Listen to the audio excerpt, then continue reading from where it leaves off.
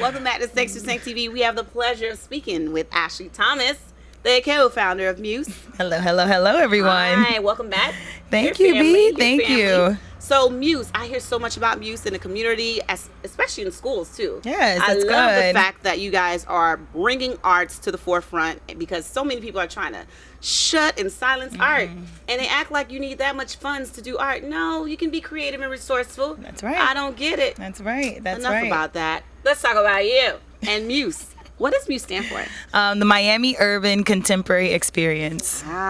So why did you feel like it was necessary to have this organization?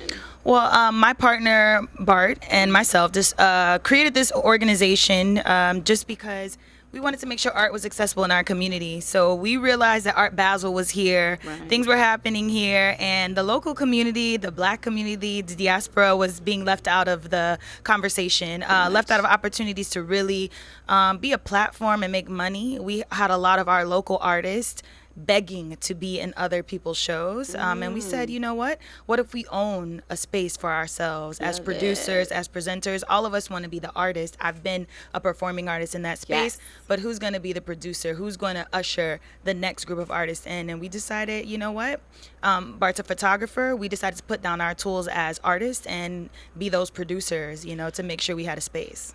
It's great that you say that, because oftentimes we do want to be in the forefront. We do want to be the ones that's in front of the camera. But explain us why it is important or imperative for us to be behind the scenes making it happen. Well, it's very, very important because a lot of times that's where the big decisions are being made.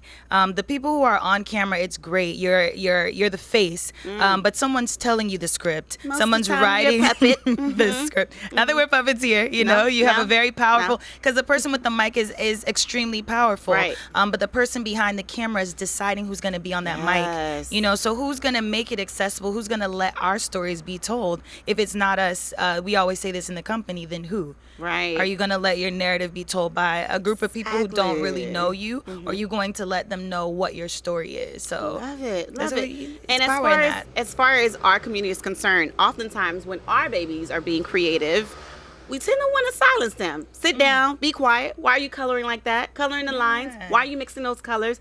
What do you say to a parent who has that child that's creative, but for some reason they just don't quite get it? Not because they don't want to, but because they haven't had that experience themselves. Well, what I find in, like, and I'm going to say the African diaspora, I'm going to go Caribbean, Black American, you know, we fought so hard to have equity and to have money that we see it only in education, to be doctors, to be nurses, to be engineers, that speak to us, ASHLEE. We snuff out the artistry in our communities. We treat it second class, you know. We have to nurture those children. It doesn't mean that child won't become a doctor, but if you see that this child is maybe rambunctious, or they're wild, or they're a little crazy, put them in a music class, put them in a dance class, put them in martial arts. Like, use the arts to cultivate their intelligence. Adults too, you know. So we self-medicate in different ways. We can use arts as healing, as a healthy way to, you know, evolve as human beings. So for parents, you know, don't beat it out of the child, you know. Please don't. Nurture it. What we've noticed, and I've also been a performing artist on that side and a teaching artist, you know, the kids who are the problem children typically grasp so quickly to the artistic side of things. So, you know, every child is different. Every adult is different. We're different human beings. We're not all going to lead that same path.